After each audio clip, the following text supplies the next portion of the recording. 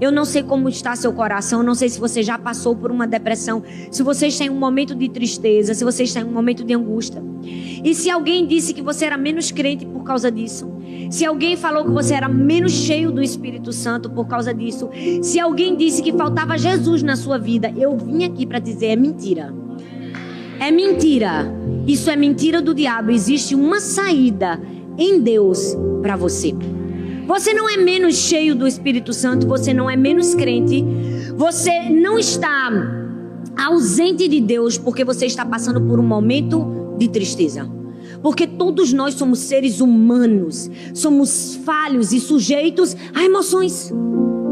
Assim como a gente pega um resfriado comum de uma gripe, a gente pode pegar uma doença na alma, uma doença emocional, como foi a depressão. E a Bíblia fala que grandes homens e mulheres de Deus também passaram por momentos de tristeza, de angústia. Um deles, um grande profeta de Deus, Elias. Esse que a gente acabou de ler a história. Elias era um grande porta-voz da voz de Deus para o meio do povo de Israel. E quando no auge da sua vida vivia milagres, a nação de Israel estava vivendo algo sobrenaturalmente maravilhoso, estava vivendo um despertamento espiritual, se afastando dos deuses antigos. Existia uma mulher que odiava Elias, chamada Jezabel. Jezabel era a rainha de Israel, a mulher do rei Acabe. E ela tinha ódio de Elias, porque Elias era um profeta muito influente, era um homem muito poderoso. Deixa eu já te jogar uma chave. Toda vez que você começar a crescer na sua influência, você também vai crescer no número de pessoas que te odeiam. Você vai crescer no número de pessoas que invejam você. Toda vez que Deus começa a te usar com mais força, mais fúria vai vir do inferno contra você.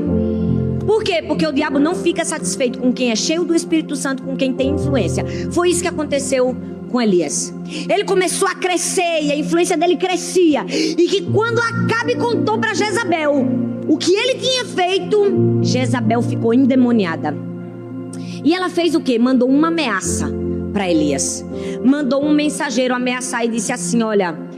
Em outras palavras, ela disse assim, eu me mato se hoje eu não mandar matar você em 24 horas. Ela mandou uma ameaça de morte para Elias. Sabe, infelizmente, eu preciso te dizer, mas é verdade. Tem gente que vai ter muita raiva de você na vida, como Jezabel tinha de Elias. Tem gente que vai ter inveja e que vai tentar matar você. Talvez essa pessoa não está querendo te matar literalmente, mas ela está querendo matar seus sonhos, ela está querendo matar sua alegria, ela está querendo matar suas forças, ela está querendo matar seu relacionamento com Deus, ela está querendo matar sua família. Você precisa abrir seus olhos. Por quê? Porque todas as vezes que você começa a fazer coisas grandes para Deus, Jezabel vai se levantar. São pessoas que se levantam com fúria, com ódio, para te matar, para te destruir e talvez te jogar em uma depressão. Eu posso te dizer que quanto mais a gente cresce, quanto mais Deus nos abençoa, lutas surgem. Pode levantar Jezabel, pode levantar demônio. Não tem ninguém contra a presença e a brisa suave do Espírito Santo. Você vai entender no fim da história. Não tem ninguém. Ninguém. As pessoas podem se levantar para roubar sua alegria, pode se levantar para roubar sua paz, pode se levantar com inveja de você. Sabe por quê? Porque quando você começa a andar sobre as águas, tem gente que não aguenta ver você andar sobre as águas. Ela é tão invejosa que ela vai dizer que você está andando sobre as águas porque você não sabe nadar. É isso que ela vai dizer. E você precisa estar muito atento, porque o diabo o tempo todo vai tentar nos destruir, vai tentar nos matar. Foi isso que Jezabel fez com Elias. E sabe o que é mais estranho? Ver que o mesmo profeta que durante 3 anos não tinha nada, não tinha medo de nada, orava, fazia tudo acontecer. De repente ele ficou morrendo de medo de uma mulher, morrendo de medo de uma ameaça. E a Bíblia diz que por causa disso ele ficou deprimido a ponto de pedir a morte. Ele entrou em uma depressão. Ele disse: Senhor, já tive o bastante, tira a minha vida, porque eu não sou melhor do que os meus antepassados. Você já viu que tem gente que do nada entra numa depressão? Deixa eu te dizer uma coisa, não é do nada. Quando uma pessoa cai numa depressão, não é do nada. São vários fatos sucessivos que já vinham acontecendo. E aí vem um último, que é o gatilho. Deixa eu te dizer, o copo já estava cheio, mas para ele esborrar só basta uma gotinha. Às vezes as pessoas estão com o copo cheio, vem uma gotinha e esborra. É a depressão, é a doença na alma. E deixa eu te dizer, por que será que a gente entra em tanta confusão mental, emocional, gente? Por causa dos nossos pensamentos. Porque a Bíblia diz que os nossos pensamentos são enganosos. O diabo vai agir aqui, ó, no seu pensamento. Ele vai tentar contar para você mentiras. Por quê? Porque aquilo que nós pensamos, nós transformamos em emoção. Nós transformamos em sentimento. É por isso que nós precisamos aprender a gerenciar os nossos pensamentos. Como diz a Bíblia, transformai-vos pela renovação do vosso entendimento. Então, hoje eu quero te dizer quais são as lições no texto e na vida e na história de Elias que nós precisamos ter para derrotar a depressão. Em primeiro lugar, concentre-se nos fatos e não nos seus sentimentos. Fala assim, fatos e não sentimentos. Fala com vontade, fatos e não sentimentos. Por que Elias ficou deprimido, gente? Porque se deixou dominar pelos sentimentos e não pelos fatos. Ele não olhou para a história com razão, ele olhou para a história com emoção. O primeiro deles foi o quê? Medo. Elias teve medo.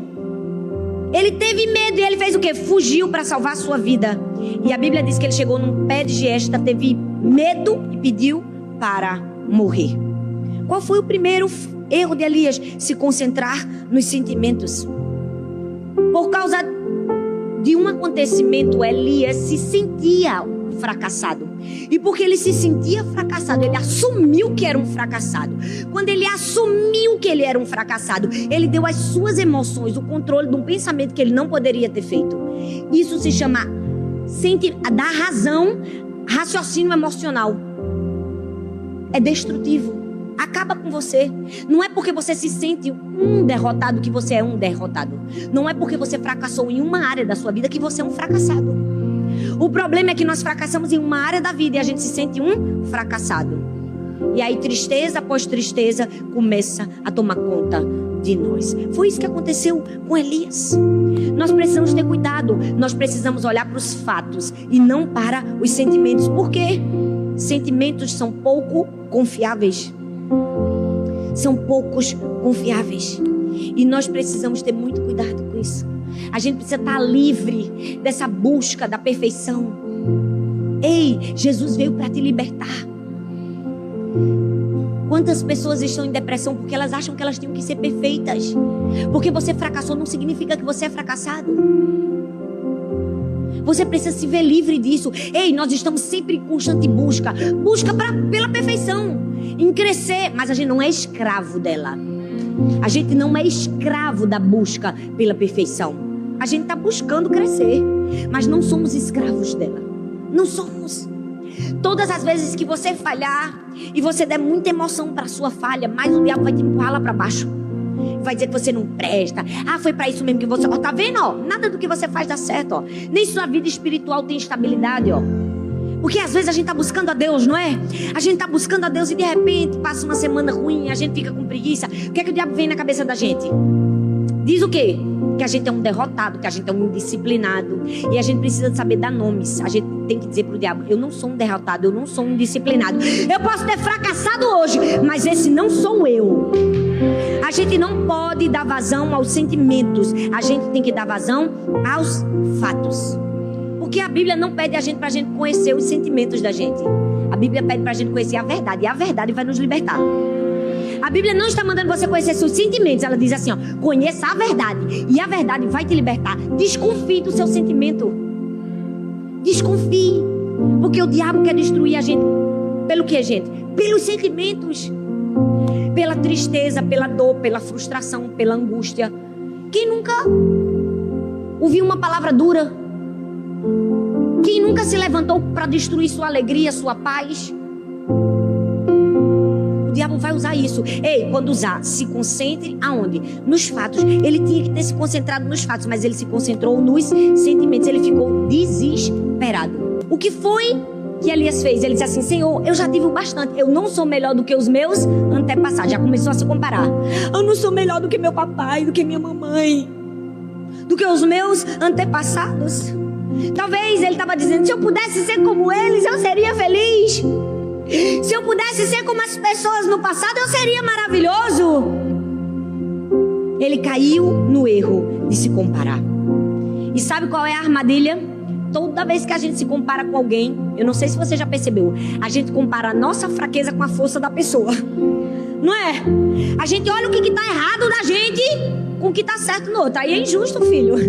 Porque o outro também está errado em várias áreas. Mas a gente nunca compara o nosso erro com o erro do outro. Compara?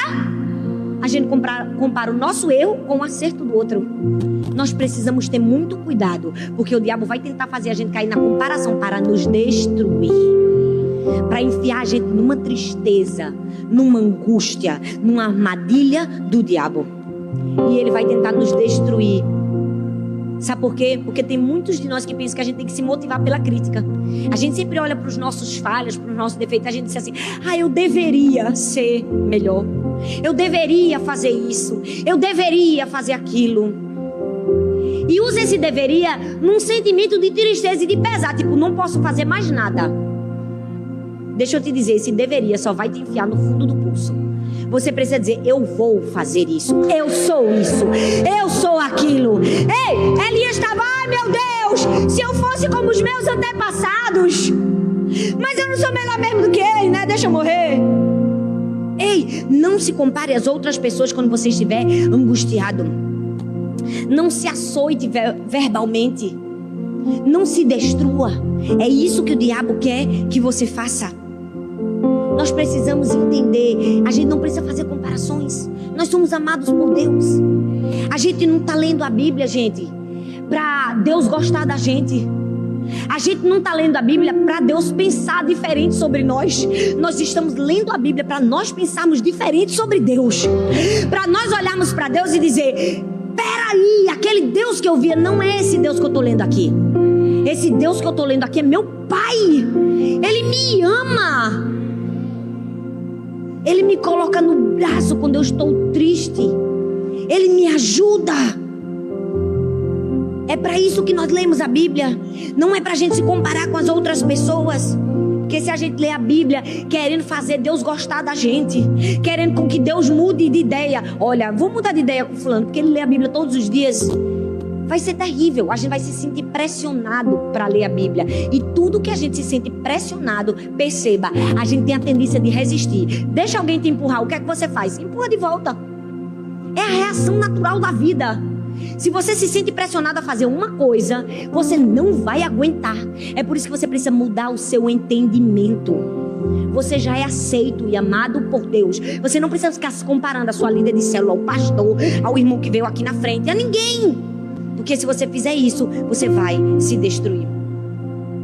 Não se compare, não se rotule. Tem gente que diz assim: eu comi demais. Aí vai dizer: eu comi demais, ele diz assim: eu sou guloso. Não é? Desobedeceu, ele diz: eu sou desobediente. Não é? Caiu, ele diz o quê? Eu sou um prostituto. Não se rotule. Você não é, você é o que a Bíblia diz que você é. Você não vai dizer assim: eu sou uma pessoa depressiva. Não! Você pode dizer assim: eu posso estar num momento de tristeza na minha vida, mas vai passar, porque eu sou uma pessoa alegre. Eu sou uma pessoa cheia do Espírito Santo. Eu sou uma pessoa cheia de vida. Não se rotule pro mal. Não se compare com as pessoas. Elias disse assim: coitado de mim, eu não sou melhor do que os meus passados mesmo. Ele estava se rotulando. Não faça isso. Se você quer se livrar da depressão, você precisa parar de se comparar. Terceiro, você precisa parar de aceitar falsas acusações. Porque a Bíblia diz assim: Elias respondeu: Senhor, eu tenho sido muito zeloso pelo Senhor, o Deus dos exércitos. Os israelitas rejeitaram a tua aliança, quebraram os teus altares, mataram os teus profetas à espada. Eu sou o único que sobrou e agora estão procurando matar-me. Não aceite falsas acusações. Sabe por que Elias estava se culpando? Porque o povo de Israel não tinha escolhido obedecer a Deus.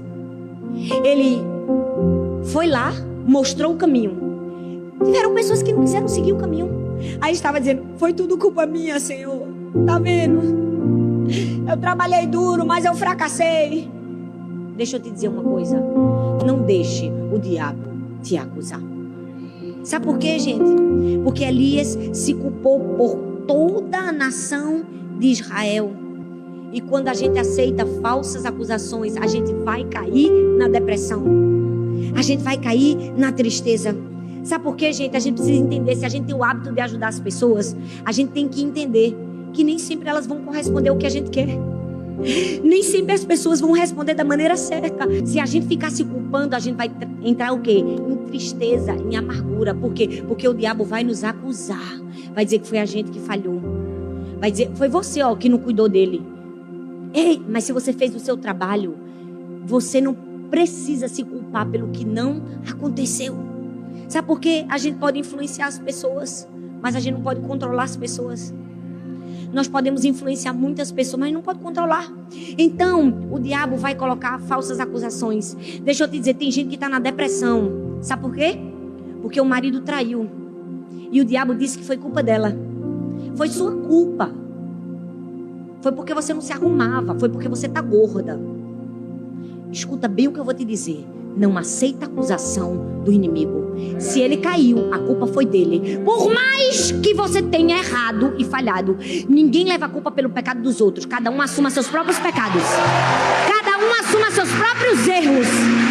O diabo vai dizer pra você, foi sua culpa, porque ele quer que você caia na depressão.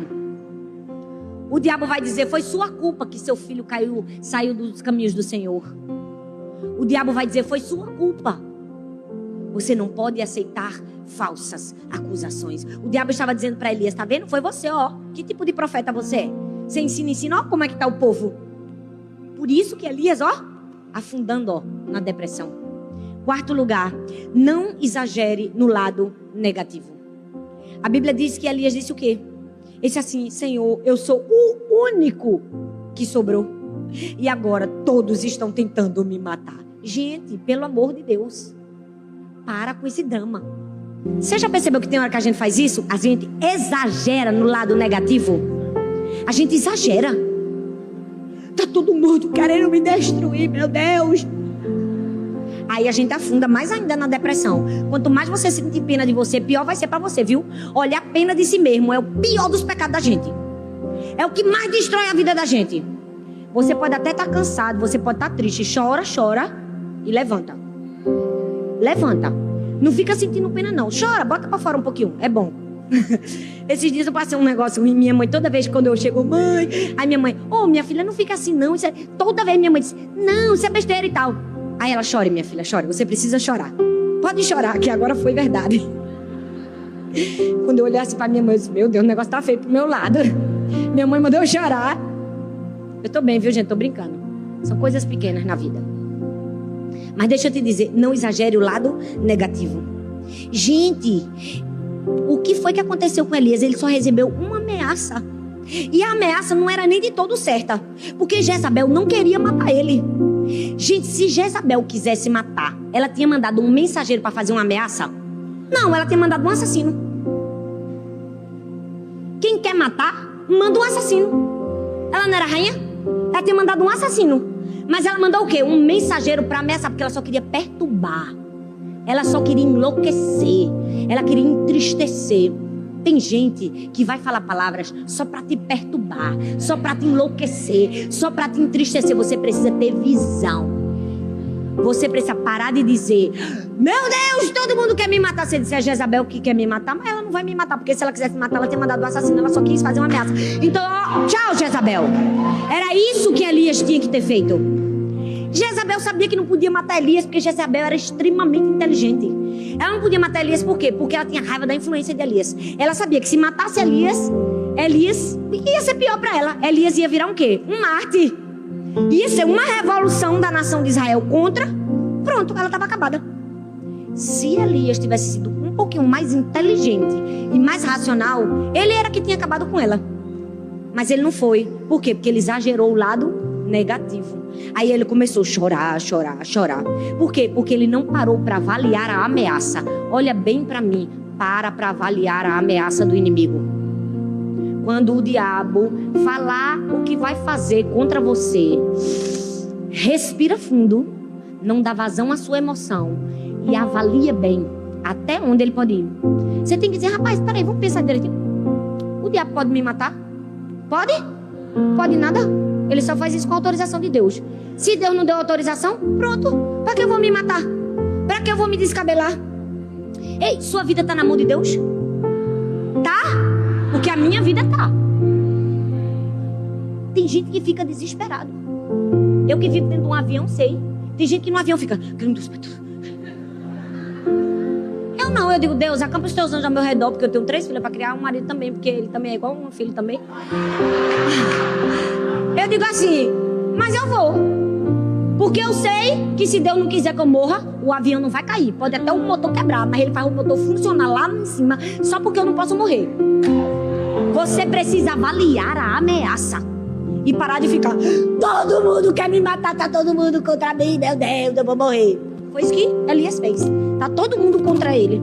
E sabe o que é pior? Além de exagerar, o todo mundo contra mim, ele disse assim, só sobrou eu. Mas, gente, pensa num camarada exagerado, Elias. Só eu sou o único Deus. Só eu sou o único certo aqui nessa história. Não, era só ele? Era, minha gente. Você não lê a Bíblia, não? Quantos mais tinham sobrado íntegros? Quantos? 7.000. Tinham 7.000 profetas íntegros. Mas ele disse assim, só sobrou eu. Aí Deus, tá ruim na conta, hein? Tá ruim na conta. Tu e mais 7.000. Não exagere o lado negativo. Não tinha todo mundo contra Elias. Era só Jezabel. Não era ele o único sobrevivente. Tinha mais 7.000 que não se curvaram. Não exagera o lado negativo não, gente. Tem gente que passa por uma provinha, já tá morrendo. Meu Deus, eu não quero mais nem comer, só pega água. Me dê um copo d'água. Foi só para eu beber água esse exemplo. Mas tem gente que é assim, não é? Pede logo a visita dos parentes. Aperreia. Ou tem gente que faz o contrário, começa a comer para chamar a atenção dos outros. Escuta, não exagera o lado negativo. Se você exagerar, você vai cair em uma depressão. Vai cair. Então o que você precisa fazer? Você precisa cuidar das suas necessidades físicas. Diga assim, eu preciso cuidar de mim. Não fala com vontade, eu preciso cuidar de mim. Qual foi o remédio para a depressão de Elias? Ele passou por uma sessão do descarrego? Passou, minha gente? Ele pegou a rosa ungida? Foi isso que ele fez? Foi isso? Eu vou te dizer qual foi a receita. Você quer a receita hoje? A mesma receita que Deus deu para Elias. Ele disse assim, te cuida. O que foi que Deus fez? Mandou um anjo, catucou ele e disse assim, levanta e come, porque você vai ter uma viagem longa. O que é que ele estava dizendo? Cuide de você. Coma, se alimente, descanse, durma. Muitos de nós podemos estar numa depressão porque não está se cuidando, porque não dorme, acha que tem que controlar a vida, que tem que mandar tudo, resolve os problemas de toda a humanidade. Você já viu que tem sempre um membro da família que diz, sou tudo eu nessa casa, meu Deus. Eu tenho que resolver os problemas de papai, de mamãe, de vovó, de tio, de prima, Não tem que ser você. Você foi feito para resolver os seus problemas e ajudar os outros nos problemas deles. Não para assumir os problemas de todas as pessoas para você. Talvez você está em depressão por causa disso. Porque você não dorme, você não come direito. Qual foi a solução inicial de Deus para a depressão? Descanso. Às vezes uma noite de sono vai fazer muito bem a você. Gente, cuide de você. Se você não cuidar, ninguém vai cuidar. O que foi que Deus fez com Elias? Ele condenou Elias. Ele disse, o que é que tu está fazendo no deserto? Tu é frouxo, Elias. Foi isso que Deus fez? Deus condenou Elias? Ele poderia muito bem ter dito, rapaz, tu é um profeta, tu ficasse com medo de uma Jezabel. Ele não fez nada. Ele disse assim, Elias, dorme e come. Tu estás fraco. Cuide de suas necessidades físicas. Deus promoveu restauração física para Elias. Segundo, entregue suas frustrações para Deus. Durma, coma, cuide de você, saia, passeie, toma um sorvete, se permita. E depois, conta suas frustrações para Deus. Foi que Elias disse. Elias começou a falar. Ele disse assim: Senhor, eu tenho sido muito zeloso, Senhor. Eu estou fazendo tudo, ó. Tá vendo, ó? Os israelitas rejeitaram a tua aliança, ó. Mudaram os profetas. Ah, meu Deus do céu, só eu sobrei. E Deus deixou ele falar essas besteiras. Porque Deus deixa a gente falar besteira. Deixa ou não deixa, gente? Deixa. Deus deixa porque Ele é nosso Pai. Quantas vezes a gente deixa os filhos falar besteira? Não é? Porque eu deixo minhas filhas falar muitas besteiras. Elas ficam contando tanta coisa. Ah, não sei o que do YouTube, não sei o que besteira. E eu escuto. Só porque eu sei que tem uma hora que eu tenho que dar atenção mesmo. E ela só fala besteira. Eu entendo que ela é criança, que ela fala besteira. A mesma coisa é Deus com a gente. A gente fala as besteiras e Deus vai, fala. Eu sei que tu é criança mesmo. Deus deixa a gente falar besteira. Então, bota pra fora as suas frustrações. Elias botou, ele disse assim: tô mal, Deus. Tá tudo errado. Deus permitiu que Elias desabafasse. Ele não ficou chocado com as reclamações de Elias. Ele disse: fale, Elias. Eu tô aqui para lhe ouvir. Quando você estiver angustiado, fale para Deus. Você não vai deixar Deus chocado. Deus conhece você e sabe do futuro. Nada pega Deus de surpresa. Pode falar. Tem gente que não fala porque diz: eu vou decepcionar Deus. A gente não decepciona Deus. Decepção acontece quando uma pessoa espera uma coisa e acontece outra. Não tem como Deus esperar uma coisa e acontecer outra. Ele sabe de tudo. Ele já sabe o que você vai responder. Você nunca vai decepcionar Deus. Ele já sabe a sua resposta. Então fala. O que é que Elias fez? Fez a limpa. Elias estava com o quê, gente? Se você ler os textos, você vai ver, ele estava com medo, ele estava ressentido, ele estava com baixa autoestima, ele estava se sentindo culpado, ele estava irado, sozinho e preocupado. Todos esses sentimentos estavam rondando a vida de Elias. E o Senhor permitiu que simplesmente ele falasse. Mas sabe qual é o nosso maior erro? A gente desabafa para todo mundo, menos para Deus.